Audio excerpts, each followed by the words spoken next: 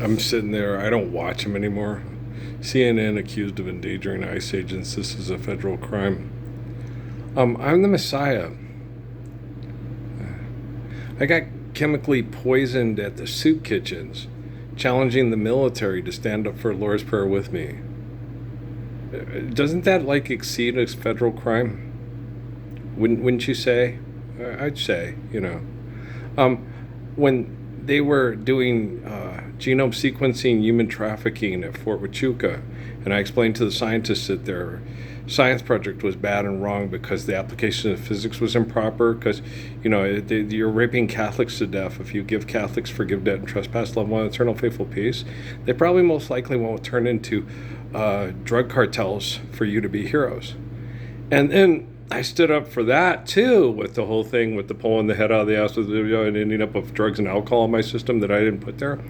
And then during the COVID, they just in order to try to fix bad brain activity through their genome sequencing, all the people in the cartels just killed all the girls that no one would pay money to rape, put them into the ground for future oil supplies for oil drilling billionaires in Mexico, and then the drug cartels went around and took money and gave it to all the poor people to help them survive the COVID.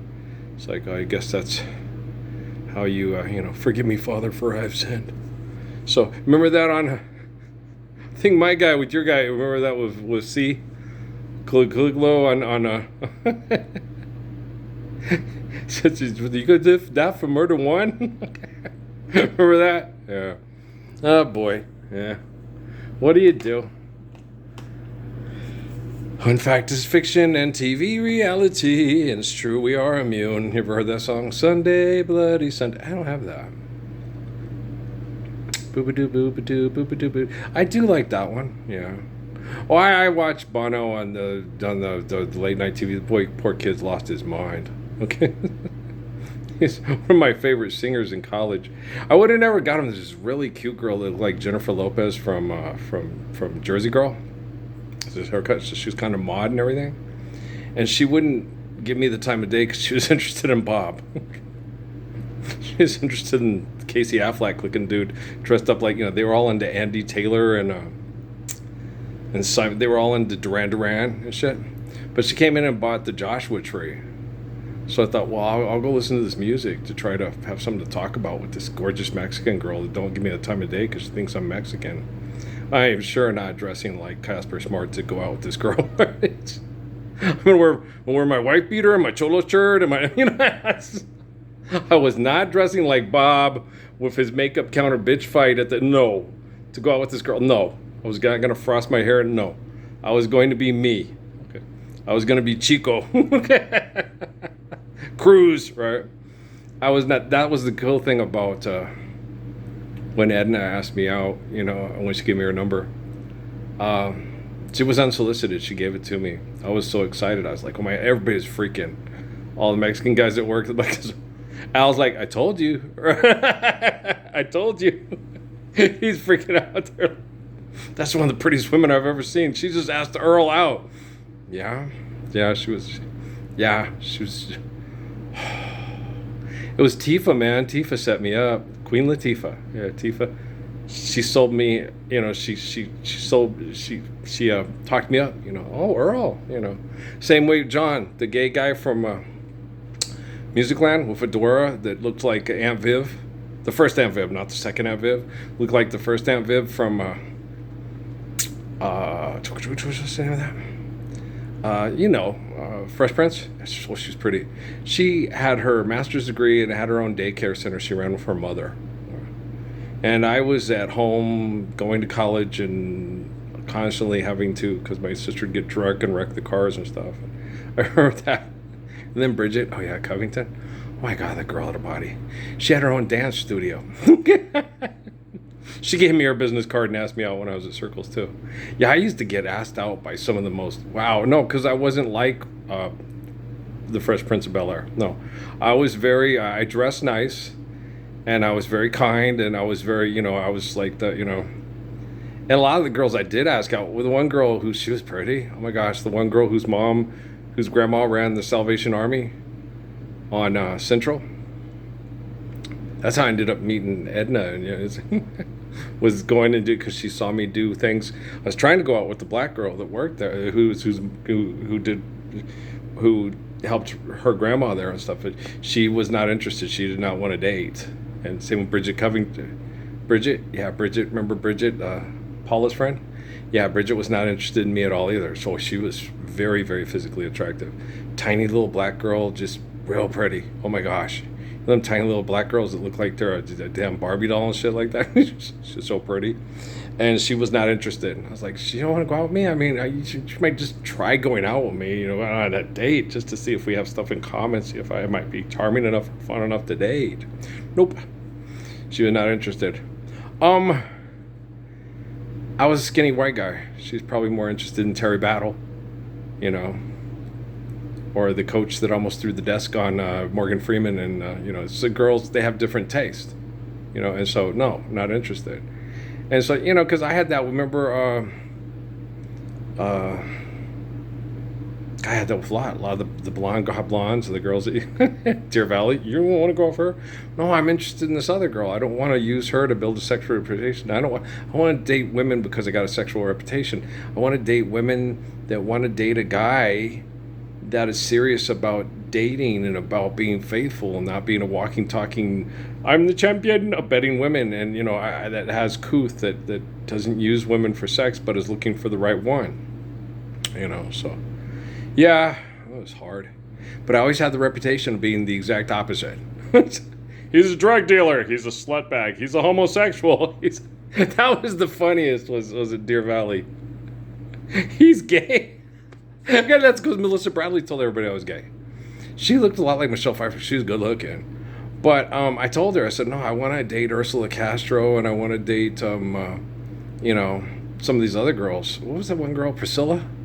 Remember her? What was she? I can't remember. Was she Mexican or was she she was not interested in me either. Yeah.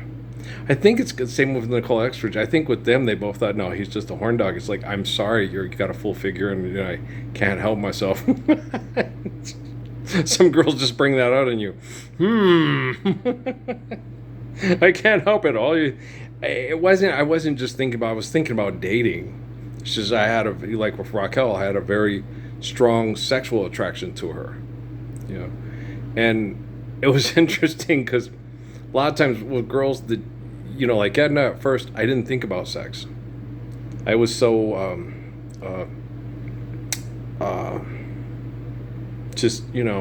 blood runs cold. My memories just Angel is a centerfold, right? And I did that with a lot of girls. I did that with Suzette Gilson until I started dating her and got stupid. But I was like 14, guys. Cut me a break. But there were just some girls that you didn't think about that at first, and some girls, because they thought about it, and then you went, wow, this is cool. That's what Rocky said. I was dating, we were friends, I was showing around. She said, get condoms. I was like, great, this is gonna be fun. That woman's butt is good gracious ass is bodacious, right? I'm like, wow, and her lips and her brown eyes, this is gonna be so fun, And I wouldn't have, if Rocky, had gotten pregnant and we'd been together, and then Edna came up and said, hi, are you single? No. Okay. That's your wife? Yeah. But you're the best jock in all the United States, right? You're more intelligent than Stephen Hawking. That's not hard. It's true. Intelligence. Judah Krishnamurti was more intelligent than Stephen Hawking. Okay. Kids that want to be loved the way Jesus loves us are more intelligent than Stephen Hawking. Okay, little kids at the store that are more concerned what for Christmas will be their toy are more intelligent than Stephen Hawking. Just because someone is competitive and excessive and compulsive and will build weapons of mass destruction or weapons of surveillance so everybody can win that needs to win because we can manipulate everybody with money that's stupid enough to worry about what toy they're going to get for Christmas, doesn't mean Stephen Hawking is intelligent. Okay? Do you understand? Okay, just because people can outmaneuver other people emotionally through perceiving to be intellectually superior, which they're not. Okay? It's not hard. Most 2-year-olds are smarter than most people that code artificial intelligence. Because being loved by Jesus, the way Jesus loves you, is more intelligent than inventing technology to kill and fuck over money. Yeah, it's not hard to be more intelligent than Stephen Hawking. Really? Yes, another fainter. Boy, you made a boo-boo in the math on that one. First page, saw it right off. No, forgive a debt and trespass and love one another in eternal faithful peace. Kill God and buy my book. It's not hard to be more intelligent than Stephen Hawking, guys. Okay? If you get to the end of this video, you're patient and loving. Hi, Edna. I hope you're well. Tell Gilbert, hi, Gilbert. I hope he's well. I hope so. I hope someday they watch this, if it's not today. I wish that today you were. I floated back to the car that night. She probably already knows. Gilbert, hey, I got to meet you. Before I left for the military, when I was engaged to someone else that was having my baby, and I'm led to believe by the military personnel at Fort Huachuca that that baby was extracted and put on a supercomputer from 1989. I don't know if it's to tell today. They may have extracted him and exterminated his functioning brain because they felt they couldn't control him, because they turned him into a shell with a brain instead of loving a human being, because it's not hard to be more intelligent than Stephen Hawking. Do you understand? Okay, guys. I love you very much. That was an interesting video. Yeah, it was. Why aren't you more interesting? You must not be very intelligent, huh?